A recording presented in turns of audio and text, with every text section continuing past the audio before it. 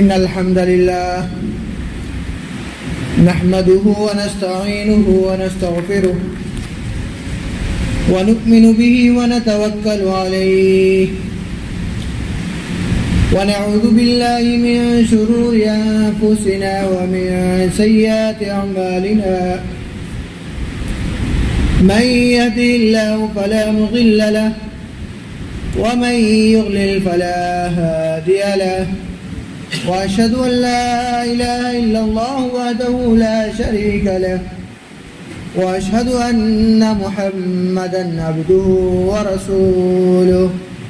پیچھے آنے والے کو جگہ دی جائے، جگہ چھوڑ چھوڑ کے بیٹھے ساتھ ساتھ میں.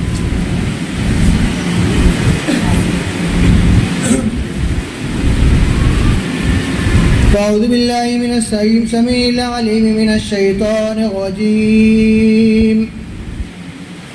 بسم الله الرحمن الرحيم. الحمد لله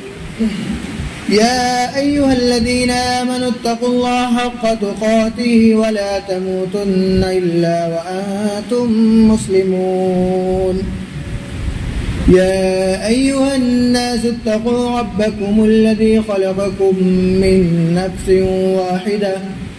وخلق منها زوجها وبث منهما رجالا كثيرا ونساء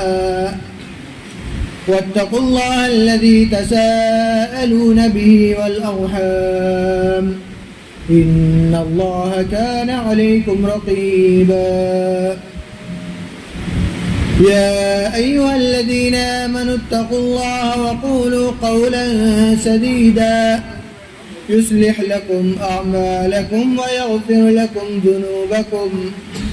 ومن يطع الله ورسوله فقد فاز فوزا عظيما. أما بعد فإن خير الحديث كتاب الله وخير الهدي هدي محمد صلى الله عليه وسلم وشر الأمور محدثاتها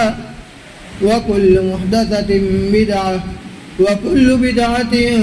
ضلالة وكل ضلالة في النار. أعوذ بالله السميع العليم من الشيطان الرجيم. يا أيها الذين آمنوا قوا أنفسكم وأهليكم نارا. رب اشرح لي صدري ويسر لي أمري واحلل عقدة من لساني يفقهوا قولي. اللهم انفعني بما علمتني وعلمني ما ينفعني وزدني علما. اللهم رب زدني علما. اللهم رب زدنی علما. برادران اسلام، حاضرین جمعہ، تعریفات و توصیفات اللہ وحدہ لا شریک کے لیے لائق و زیبا ہیں، جو پوری کائنات کا پالنے والا ہے، حقیقی مربی ہے. بعدہ درود و سلام نازل ہوں تمام انبیاء کرام پر، بالخصوص آخری نبی جناب محمد رسول اللہ صلی اللہ علیہ وسلم پر.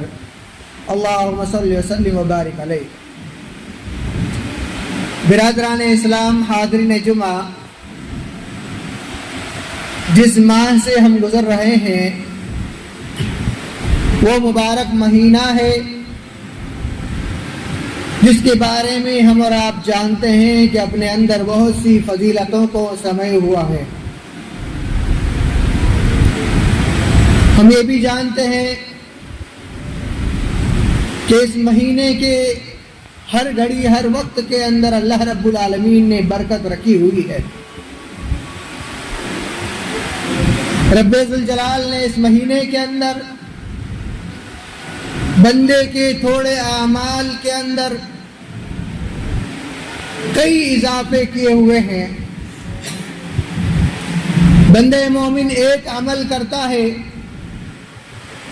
تو اس مہینے کے اندر وہ ایک عمل کرنے کی وجہ سے اللہ رب العالمین اسے کئی گنا اجر و ثواب زیادہ عطا فرماتا ہے۔ یہ مبارک مہینہ اگر کوئی اس مہینے کے اندر عمرہ کرے تو اسے اللہ رب العالمین حج کے برابر اجر و ثواب سے نوازتا ہے۔ میرے بھائیو، یہ مبارک مہینہ بڑی تیزی سے آیا اور بڑی تیزی سے جا رہا ہے،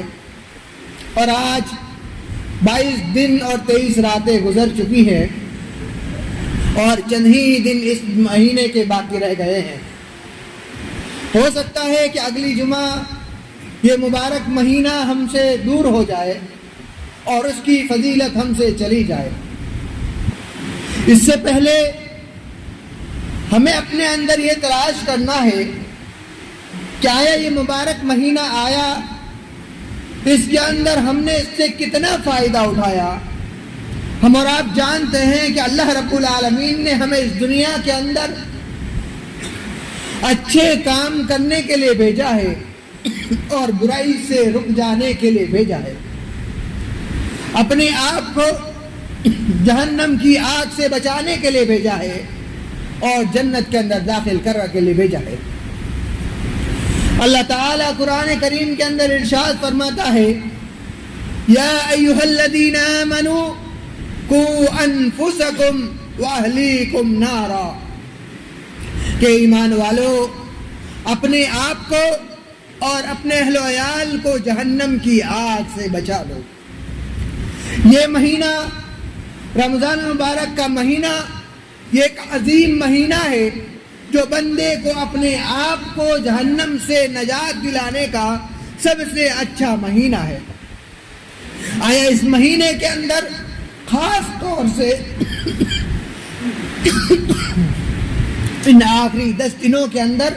اپنا جائزہ لینا چاہیے کہ اس نے 20 دن جو گزرے ہیں اور بقایا جو دن گزرے ہیں رمضان کے، اس سے ہم نے فائدہ اٹھایا یا نہیں اٹھایا، اس بات کا خود جائزہ لینا چاہیے۔ آئیے میں اختصار کے طور پر آپ حضرات کے سامنے وہ بات رکھوں جس سے ہمیں معلوم ہوتا ہے کہ رمضان المبارک کے مہینے کے اندر ہمیں کیا چیز کرنا چاہیے اور کیا چیز کرنے سے ہمیں اجر و ثواب کے اندر زیادتی ملے گی۔ ہمیں یہاں یہ غور و فکر کرنا ہے کہ اتنے دن گزر گئے، 22 دن گزر گئے، یہ 23واں دن چل رہا ہے، ہم اتنے دنوں کے اندر کیا وہ نیکیاں پا سکے یا نہ پا سکے، رب ذوالجلال کے سامنے توبہ استغفار کر سکے یا نہ کر سکے، اس بات کا ہمیں اپنے آپ سے پوچھنا ہے۔ میں کسی کو نشانہ نہیں بنا رہا ہوں، بلکہ ہر شخص میری باتوں کا نشانہ ہے۔ ہر شخص کو اپنے نفس کو پوچھنا چاہیے، کیونکہ ہر شخص کی ذمہ داری ہے کہ وہ اپنے آپ کو جہنم کی آگ سے بچائے۔ قوا انفسکم واہلیکم نارا، کہ ایمان والو تم اپنے آپ کو جہنم کی آگ سے بچاؤ اور اپنے اہل و عیال کو جہنم کی آگ سے بچاؤ۔ یہ ہر فرد کی، ہر شخص کی اپنی خود کی ذمہ داری ہے۔ تو سب سے پہلے یہ مہینہ جیسے داخل ہوتا ہے، ایک انسان کی بندے مومن کی نیت ہو جاتی ہے کہ میں پورے مہینے کے روزے رکھوں گا، اور روزے یہ اللہ رب العالمین نے بندے مومن کے اوپر فرض کیے ہوئے ہیں۔ اللہ تعالیٰ قرآن کریم کے اندر ارشاد فرماتا ہے، یا ایھا الذین آمنوا کتب علیکم الصیام کما کتب علی الذین من قبلکم لعلکم تتقون، کہ ایمان والو کتب علیکم الصیام، تم پر روزوں کو اللہ رب العالمین نے کیا ہے، میں نے فرض کر دیا ہے، تم پر روزوں کو فرض قرار دیا ہے، جیسا کہ تم سے پچھلی امتوں کے اوپر ان روزوں کو فرض قرار دیا تھا، لعلکم تتقون، شاید کہ تمہارے اندر تقوی پیدا ہو جائے۔ لہذا معلوم ہوا کہ رمضان مبارک کا مہینہ داخل ہوتے ہی ہر شخص کے لیے ضروری ہے، وہ بالغ کے لیے، عاقل کے لیے ضروری ہے کہ وہ روزہ رکھے اور اپنے اولاد کو بھی روزہ رکھنے کی ترغیب دے، الا یہ کہ کوئی سفر کے اندر ہو تو اس کے لیے ایک مہلت دی گئی ہے کہ وہ ان دنوں کے اندر روزہ نہ رکھے، بلکہ دوسرے ایام یعنی رمضان کے بعد اس روزے کو رکھ لیے، اس کی قضا کر لے۔ یا پھر کوئی شخص بیمار ہو، ایسی بیماری ہو جس کے اندر وہ روزہ نہیں رکھ سکتا، جیسا ہم یہ چاہیں کہ ہمارا سر درد کر رہا ہے اور ہم یہ سوچ رہے ہیں کہ میں بیمار ہوں، میں آج روزہ نہیں رکھوں گا، میرے بھائیوں یہ صرف بہانہ ہے، یہ شرعی عذر نہیں ہے۔ یہ ایسا عذر ہونا چاہیے بیماری جس کی وجہ سے روزہ انسان نہیں رکھ سکے، روزہ رکھنے سے اس کو تکلیف پہنچ سکے، ایسی بیماری سے انسان کو روزے سے راحت دی گئی ہے، وگرنہ اس کے اوپر کیا اس ہیلے بہانے کی وجہ سے وہ اس کے اوپر گناہ لکھا جائے گا۔ اور یہ رمضان مبارک کا ایک مہینے کا روزہ، ایک روزہ اگر کوئی چھوڑتا ہے جان بوجھ کر کے تو پوری زندگی بھی اگر وہ روزہ رکھ لے تو اس کی برابری نہیں کر سکتا۔ میرے بھائیوں معلوم ہوا کہ رمضان المبارک کے مہینے کا روزہ اللہ رب العالمین نے فرض قرار دیا ہے، یہ عاقل اور بالغ کے اوپر فرض ہے۔ جیسے انسان بالغ ہو جاتا ہے، عقل مند ہوتا ہے، اس کے اوپر روزے کو فرض قرار دیا گیا ہے۔ لہذا ہر شخص کو اپنا جائزہ لینا چاہیے کہ اتنے دن ہو گئے، کہیں میں نے بغیر عذر شرعی کے روزے کو چھوڑا تو نہیں، روزے کو چھوڑا تو نہیں، کیونکہ روزہ ایسی چیز ہے جو اللہ رب العالمین اس کے بارے میں فرماتا ہے کیا الصوم لی وانا اجزی بہ، کہ بندہ روزہ میرے لیے رکھتا ہے اور اس کا بدلہ بھی میں ہی دوں گا۔ اور ایک حدیث مبارکہ کے اندر اللہ کے رسول صلی اللہ علیہ وسلم نے فرمایا کہ من صام رمضان ایمانا واحتسابا غفر له ما تقدم من ذنبه، یہ بخاری مسلم کی حدیث ہے۔ فرمایا کہ جس شخص نے ایمان کے ساتھ یعنی حالت ایمان کے اندر اور ثواب پانے کی نیت سے رمضان مبارک کے مہینے کے روزے رکھے، وَاحْتِسَابًا غُفِرَ لَهُ مَا تَقَدَّمَ مِنْ ذَنْبِهِ، تو اللہ رب العالمین اس کے پچھلے گناہوں کو معاف فرما دیتا ہے، اس کے چھوٹے چھوٹے پچھلے گناہوں کو معاف فرما دیتا ہے۔ یہاں ایک بات اور کہ صرف روزہ رکھنا کافی نہیں ہے کہ انسان بھوکے پیاسے رہے اور عام دنوں کے اندر جس طرح رہتا ہے، موبائل چلاتا ہے، موبائل کے اندر اس کی ریلز چالو ہے، موویز وغیرہ دیکھنا چالو ہے، آج اگل بغل میں اپنے ساتھیوں کو گالی بولنا چالو ہے، دوسرے کو تکلیف پہنچانا چالو ہے، تو اللہ کے رسول صلی اللہ علیہ وسلم نے فرمایا کہ ایسے شخص کے روزے دار کے روزے قبول نہیں ہے۔ ایسے روزے اللہ رب العالمین کو نہیں چاہیے جو اپنی زبان کی حفاظت نہ کر سکے اور اپنے روزے کی حفاظت نہ کر سکے۔ وَلَا يَرْفَثْ کا لفظ آتا ہے جو اپنے آپ کی زبان کی یا اپنے آپ کی حفاظت نہ کر سکے، اپنے دل کی اس رمضان مبارک کے مہینے کے اندر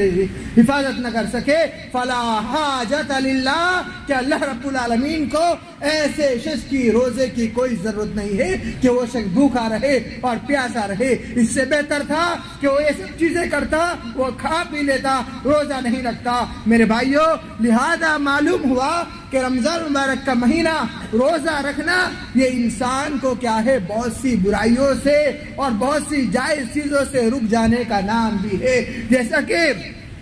جائز چیزوں میں شادی شدہ حضرات ہے، وہ روزے کی حالت میں بیوی سے جماع کرنا، اس سے ان کو روک دیا گیا ہے کہ اگر روزے کی حالت میں ہے تو بیوی سے جماع نہیں کر سکتے۔ یہ جماع کرنا اللہ کے رسول صلی اللہ علیہ وسلم نے حرام قرار دیا ہے روزے کی حالت میں۔ جو کوئی روزے کی حالت میں اپنی بیوی سے جماع کرتا ہے تو اس کے لیے کفارہ لازم قرار دیا گیا۔ ایک صحابی رسول آتے ہیں، ایک صحابی آتی ہے، کہتی ہے کہ یا رسول اللہ میرے شوہر روزے کی حالت میں مجھ پر واقع ہو گئے، تو اللہ کے رسول صلی اللہ علیہ وسلم نے ان سے کفارہ بتلایا کہ ان کے لیے کفارہ ہے کہ وہ ایک غلام آزاد کرے۔ وہ کہنے لگی یا رسول اللہ یہ شخص غلام آزاد کرنے کے قابل نہیں، اتنا امین نہیں کہ وہ غلام آزاد کر سکے، تو اللہ کے رسول صلی اللہ علیہ وسلم نے فرمایا کہ وہ 60 دن کے لگاتار روزے رکھے، 60 دن کے لگاتار روزے رکھے، یعنی بیچ میں کوئی گیپ نہیں۔ ایک دن چھٹا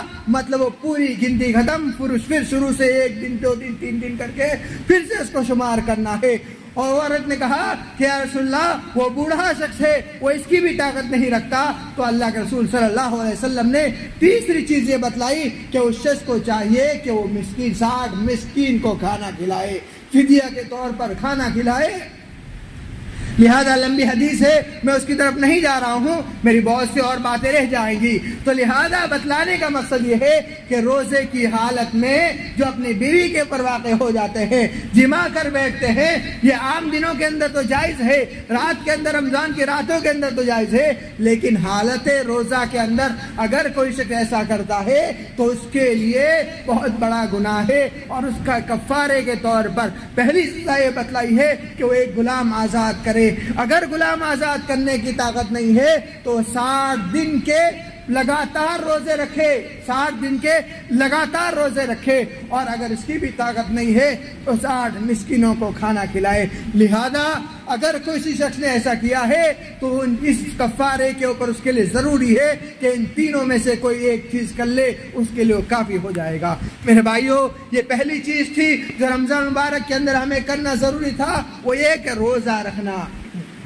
اور دوسری چیز، اس رمضان مبارک کے مہینے کے اندر خاص طور پر قیام اللیل یعنی نماز تراویح کا اہتمام کرنا چاہیے۔ اللہ کے رسول صلی اللہ علیہ وسلم نے ایک رات پڑھائی، لوگوں کو معلوم ہوا، لوگوں کا جم غفیر آیا، پھر ایک دوسرے دن جم غفیر آیا، آپ نے نہیں پڑھائی، لمبی حدیث ہے، لہذا ان کا شوق دیکھیے۔ اللہ کے رسول صلی اللہ علیہ وسلم نے تیسری بار جب پڑھائی تو رات کے ختم ہونے کا خدشہ لاحق ہو گیا، اور ان کو یہ خدشہ لاحق ہو گیا کہ کہیں ہماری سحری کا وقت فوت نہ ہو جائے، اتنی لمبی نماز اللہ کے رسول صلی اللہ علیہ وسلم نہ کر دے۔ تو ان کے صحابہ کے اندر اس نماز تراویح کا کتنا شوق تھا، یہ ہمیں جاننا چاہیے، اور یہ حدیث خیال میں رکھنا چاہیے کہ من قام رمضان ایمانا واحتسابا غفر له ما تقدم من ذنبه، کہ جس کسی نے رمضان مبارک کے مہینے کے اندر قیام اللیل کیا ایمان کے ساتھ، حالت ایمان کے اندر اور ثواب کی نیت سے، تو اللہ رب العالمین اس کے گناہوں کو معاف فرما دیتا ہے۔ اور دوسرے ایک حدیث کے اندر آتا ہے کہ جس نے مال جماع کا لفظ آتا ہے، امام کے ساتھ جماعت کے اندر، یعنی اس نے تراویح پڑھائی پہلی رکعت سے لے کر کے وتر تک، وتر کے آخری سلام تک امام کے ساتھ جڑا رہا، تو کل لیل کا لفظ آتا ہے، پوری رات عبادت کا اجر و ثواب اسے ملتا ہے۔ ذرا ہمیں یہاں غور و فکر یہ کرنا ہے کہ کہیں ہم اپنے کام کاج میں ویست ہو کر کے، اپنے کام کاج میں لگ کر کے ہم اس نماز تراویح کی اہمیت تو نہیں بھول گئے۔ اتنی اعلیٰ چیز کو جو رمضان مبارک کے اندر آتی ہے، انسان کے درجات کو بلند کرنے کے لیے آتی ہے، ہم نے اپنے آپ کو اس چیز سے دور تو نہیں رکھا ہے۔ اگر دور رکھا ہے تو آنے والے چند دن باقی ہے، اس کے اندر ان چیزوں کا اہتمام کریں، اور ہماری کوتاہی کے لیے اللہ رب العالمین سے توبہ استغفار کریں۔ اور اسی طریقے سے لیلۃ القدر جو ابھی 2 راتیں گزر چکی ہے، یعنی پچھلی رات اور 21ویں رات، یعنی 20ویں روزے کے بعد والی رات اور کل کی رات جو گزر چکی ہے، یہ 2 رات گزر چکی ہے، ابھی 3 راتیں باقی ہیں۔ یہ ان راتوں کے بارے میں آتا ہے کہ اللہ کے رسول صلی اللہ علیہ وسلم جب یہ 10 دن ہوتے تو اپنی کمر کس لیتے اور اپنے اہل و عیال والوں کو بھی اٹھاتے، کیونکہ اس کے اندر ایک ایسی رات ہے جو 1000 مہینوں کی عبادت سے بہتر ہے۔ اللہ تعالیٰ قرآن کریم کے اندر ارشاد فرماتا ہے کہ اِنَّا أَنزَلْنَاهُ فِي لَيْلَةِ الْقَدْرِ وَمَا أَدْرَاكَ مَا لَيْلَةُ الْقَدْرِ لَيْلَةُ الْقَدْرِ خَيْرٌ مِّنْ أَلْفِ شَهْرٍ، کہ اِنَّا أَنزَلْنَاهُ فِي لَيْلَةِ الْقَدْرِ، کہ میں نے قرآن کریم کو قدر والی رات کے اندر نازل فرمایا۔ وَمَا أَدْرَاكَ مَا لَيْلَةُ الْقَدْرِ، کہ آپ کو کیا معلوم یہ قدر والی رات کیا ہے؟ اس کے بعد اللہ تعالیٰ خود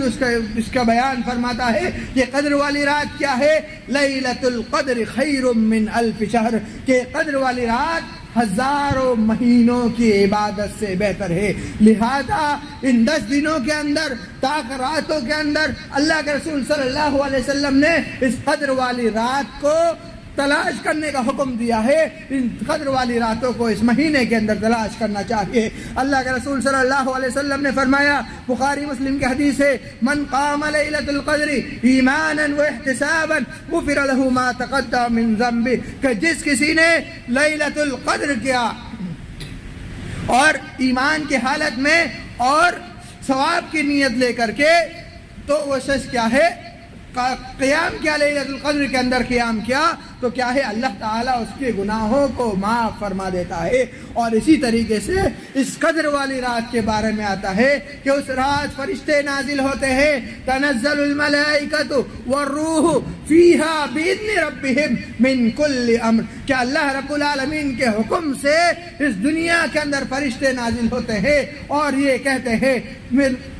سلام ہی حتی مطلع الفجر، اور تمام لوگوں کے اوپر سلامتی برتتے ہیں، لوگوں سے سلام مصافحہ کرتے ہیں، اور اتنی کثرت سے آتے ہیں کہ پہ در پہ آتے ہیں، اس دنیا تنگ ہو جائے اتنی کثرت سے فرشتے نازل ہوتے ہیں اس قدر والی رات کے اندر۔ لہذا یہ قدر والی رات تلاش کرنی چاہیے۔ آئندہ 3 راتیں باقی ہیں، 25ویں رات، 27ویں رات اور 29ویں رات۔ یہ کوئی یہ نہ سمجھیں کہ 27ویں رات ہی قدر والی رات ہے، لہذا شریعت کے اندر اس کا کوئی مخصوص نہیں کیا گیا ہے، اور بہت سے ہمارے اسلاف نے یہ کہا ہے کہ قدر والی رات بعض نے بتلائی کہ 21 بھی ہے، بعض نے 23 بھی بتلائی ہے، بعض نے 25 بھی بتلائی ہے، بعض نے 27 بھی بتلائی ہے، اور بعض نے 29 بھی بتلائی ہے۔ لہذا ہمارا کام ہے کہ اس قدر والی رات کے اندر عبادت کرے، زیادہ سے زیادہ اللہ رب العالمین کی عبادت کرے اور اس قدر والی رات کو تلاش کرے،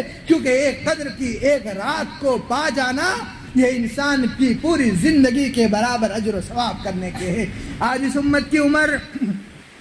60 سے 70 سال ہے، لیکن اس رمضان کی ایک رات کو پانا یہ 60-70 سال تو دور، اس سے زیادہ کتنے ہزاروں مہینے، یعنی 70-80 مہینے ہو جاتے ہیں، 70-80 سال ہو جاتے ہیں، اس کے برابر ہوتے ہیں۔ لہذا اس قدر والی رات کو غنیمت جانے، اور اگر ہم نے 2 راتوں کو چھوڑ دیا ہے، سستی اور غفلت کے اندر چھوڑ دیا ہے، تو ہمیں چاہیے کہ آئندہ 3 راتوں کے اندر اس قدر والی رات کو تلاش کرے۔ ایک بات تو یہ کہ اگر مل گئی تو ہمارے لیے اچھا ہے، اور اگر وہ گزر بھی گئی ہے تو ہم جتنا اس کے اندر اجر و ثواب کریں گے، جتنی ہم نیکیاں کریں گے، اس کا اجر و ثواب تو ہم کو ملنے ہی والا ہے۔ یہ ہمارا رائے گا اور بیکار جانے والی چیز نہیں ہے۔ اور اسی طریقے سے اس رمضان مبارک کے مہینے کے اندر قرآن کریم کی تلاوت کثرت سے کرنی چاہیے، قرآن کریم کی تلاوت کثرت سے کرنی چاہیے، کیونکہ قرآن کریم اسی مہینے میں نازل ہوا، اور اللہ کے رسول صلی اللہ علیہ وسلم اس مہینے کے اندر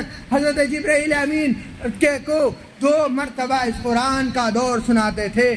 حین یلقی جبرائیل فیدرسہ القرآن، کہ جب جبرائیل آپ سے ملتے تو اس مہینے کے اندر کیا ہے، جبرائیل آپ کو قرآن سناتے تھے۔ اور اسی طریقے سے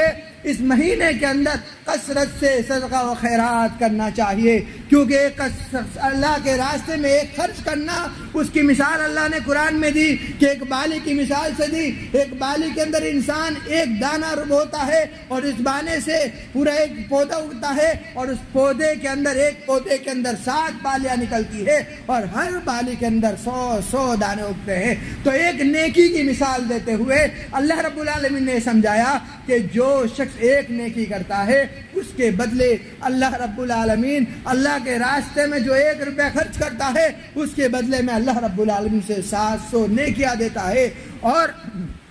یہ مہینہ رمضان مبارک کا مہینہ داخل ہوتا ہے، بخاری شریف کی حدیث ہے، اللہ کے رسول صلی اللہ علیہ وسلم کا فرمان ہے، اللہ کے رسول صلی اللہ علیہ وسلم کا عمل ہے، کان النبی صلی اللہ علیہ وسلم اجود الناس، کہ اللہ کے رسول صلی اللہ علیہ وسلم یوں تو سال کے دوسرے 11 مہینوں کے اندر بھی بہت ہی زیادہ سخی تھے، لیکن وہ اجود ما یکون من رمضان، فی رمضان، کہ رمضان کے اندر جس قدر آپ سخاوت کرتے تھے وہ دوسرے کسی مہینے کے اندر سخاوت نہیں کرتے، یعنی بہت زیادہ سخی ہو جایا کرتے، اللہ کے راستے میں کثرت سے صدقہ و خیرات کرتے۔ اگر زکوٰۃ ہم پر فرض ہو رہی ہے تو زکوٰۃ کو ادا کرتے۔ میرے بھائیوں، ایک مسئلے کی اور وضاحت یہاں ضروری ہے، وہ یہ کہ زکوٰۃ ہم پر کب فرض ہوتی ہے۔ سونے کا نصاب واضح ہے اور چاندی کا نصاب بھی واضح ہے، 52.5 تولہ چاندی ہے اور سونے کا بھی واضح ہے، لیکن یہاں نقدی رقم کی جو ہمارے پاس مال و دولت اور پیسے ہے اس کی زکوٰۃ کی بات ہو رہی ہے۔ ہم اگر یہ سوچتے ہیں کہ ہمارے پاس 10-15 لاکھ جمع ہو تبھی ہم پر زکوٰۃ لازم ہوگی، میرے بھائیوں ایسا نہیں ہے، بلکہ اس وقت یہ مال و دولت نہیں، یہ جو کرنسی تھی اس وقت نہیں تھی۔ لہذا علماء کہتے ہیں کہ اس مال و دولت کے اندر یہ کرنسی کے اوپر جو زکوٰۃ لاگو ہوگی وہ چاندی کے حساب سے لاگو ہوگی، یعنی 52.5 تولے کی جتنی رقم ہوگی، 52.5 تولے کی جتنی رقم ہوگی اتنی رقم آپ کے پاس ہے،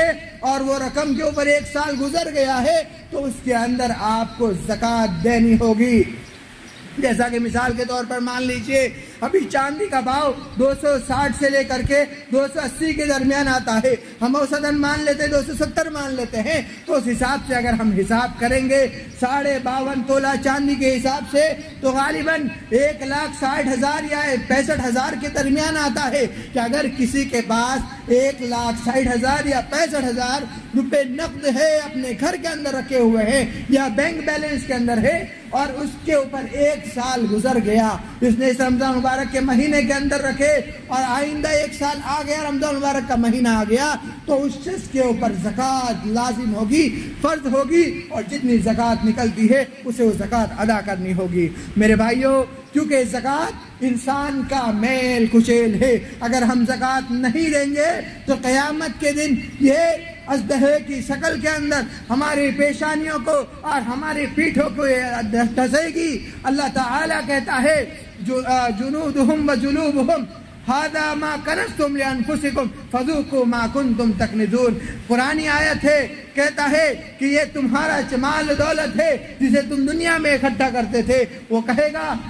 میں تمہارا خزانہ ہوں، میں تمہارا مال ہوں، وہ تمہاری پیشانیوں کے اوپر اور تمہاری پیٹھوں کے اوپر وہ دسیں گے، لاد دیے جائیں گے۔ لہذا جن کے اوپر زکوٰۃ فرض ہو رہی ہے ان کو اپنی زکوٰۃ نکالنی چاہیے، اور اسی طریقے سے جو شخص بزنس مین ہے ان کو بھی اپنے بزنس کا حساب لگانا چاہیے، اور جو اس تعلق سے جانکار ہے کہ کتنے مال کے اوپر زکوٰۃ لگے گی، اس مال کی مقدار بھی یہی ہے کہ وہ چاندی کے برابر ہو، اور بات یہ ہے کہ اگر اس کا مال گھومتا پھرتا ہو، یعنی آئے پھر مال خرید لے، پھر آئے پھر خرید لے، اس کے پاس رقم اکٹھی نہیں ہو رہی ہو، تو ایسے اس کو بھی علماء کی طرف رجوع کرنا چاہیے اور پوچھنا چاہیے کہ کہیں میرے اس مال کے اندر زکوٰۃ تو نہیں لگ رہی ہے۔ علماء کی طرف رجوع کر کے پوچھنا چاہیے، کیونکہ یہ آپ کا زکوٰۃ نہ دینا قیامت کے دن آپ کے اوپر بوجھ بن جائے گا۔ اور اسی طریقے سے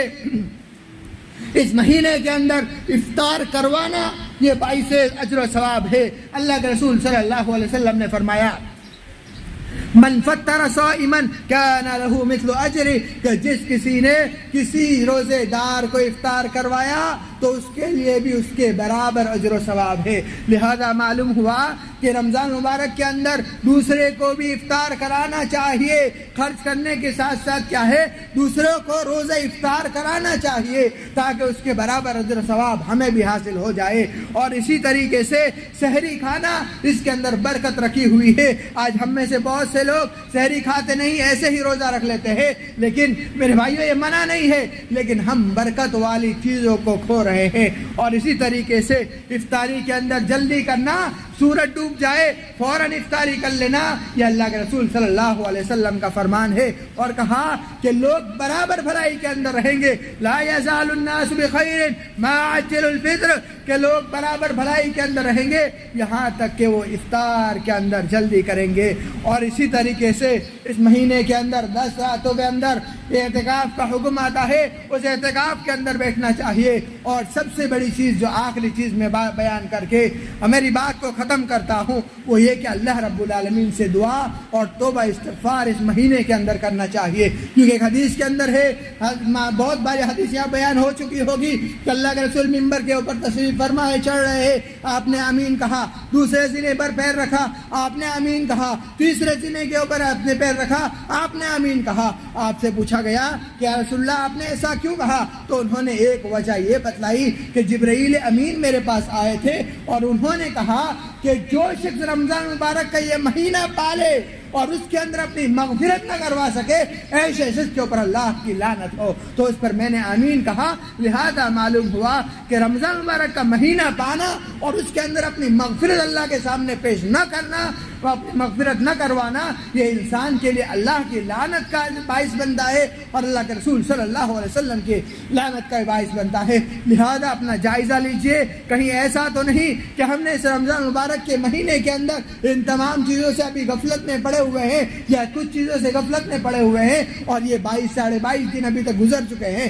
اور چند ہی دن باقی رہ گئے ہیں اور ہم نے اس سے فائدہ نہیں اٹھایا۔ لہذا خلاصتاً میں بیان کرتا ہوں کہ میں نے آپ کے سامنے جو باتیں بیان کی ان میں سب سے پہلی چیز یہ تھی کہ روزہ رکھنے کے اندر ہم کوتاہی کر رہے ہیں یا نہیں کر رہے ہیں، اس بات کا ہمیں اپنے اندر جائزہ لینا چاہیے۔ آیا ہم روزہ رکھ رہے ہیں تو روزے سے ہمارا ایسا تو نہیں کہ وہ روزے کا کوئی فائدہ ہی نہیں ہے، ہم خالی بھوکے پیاسے رہ رہے ہیں، اس کا ہمیں جائزہ لینا چاہیے۔ اور اسی طریقے سے قیام اللیل، نماز تراویح کا اہتمام کرنا، اگر ہم اس سے دور ہے تو ہمیں باقی دن کے اندر اس کا اہتمام کرنا چاہیے اور قدر والی رات کے اندر عبادت کرنا، اور اسی طریقے سے قرآن کریم کی تلاوت کثرت سے کرنا چاہیے، کیونکہ قرآن کریم ایک بہت مبروک کتاب ہے اور بہت ہی فضیلت والی کتاب ہے، اس کے اندر شفا بھی ہے، رحمت بھی ہے اور بہت ساری چیزیں ہیں۔ لہذا اس کو اپنی زندگی سے چمٹا کر رکھیے، یہ انسان کو ہدایت کا راستہ دکھانے والی ہے، جنت کی طرف لے جانے والی کتاب ہے۔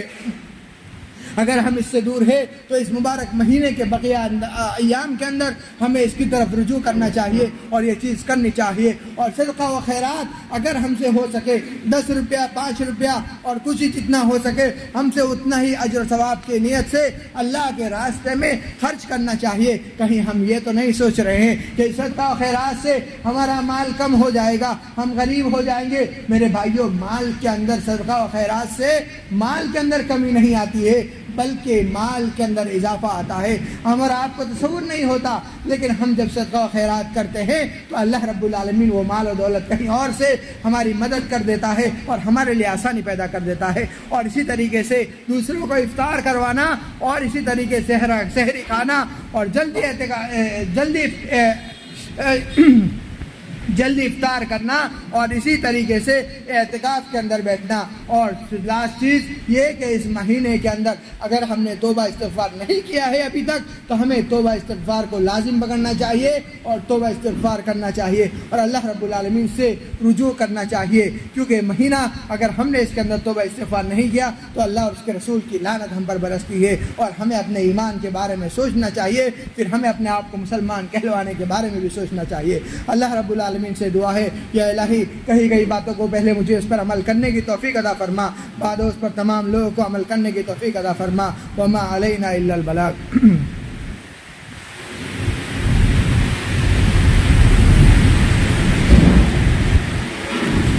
ان الحمد للہ نحمده ونستعینه ونستغفره ونؤمن به ونتوکل علیہ ونعوذ باللہ من شرور انفسنا ومن سیئات اعمالنا، من يهده الله فلا مضل له ومن يضلل فلا هادي له، واشهد ان لا اله الا الله وحده لا شريك له واشهد ان محمدا عبده ورسوله، اما بعد ان الله ملائكته يصلون على النبي يا ايها الذين امنوا صلوا عليه وسلموا تسليما، اللهم صل على محمد وعلى ال محمد كما صليت على ابراهيم وعلى ال ابراهيم انك حميد مجيد، اللهم بارك على محمد وعلى ال محمد كما باركت على ابراهيم وعلى ال ابراهيم انك حميد مجيد۔ عباد الله رحمني ورحمكم الله، ان الله يأمر بالعدل والاحسان وإيتاء ذي القربى وينهى عن الفحشاء والمنكر والبغي يعظكم لعلكم تذكرون، اذكروا الله يذكركم وادعوه يستجب لكم ولذكر الله تعالى أكبر والله يعلم ما تصنعون، أقم الصلاة۔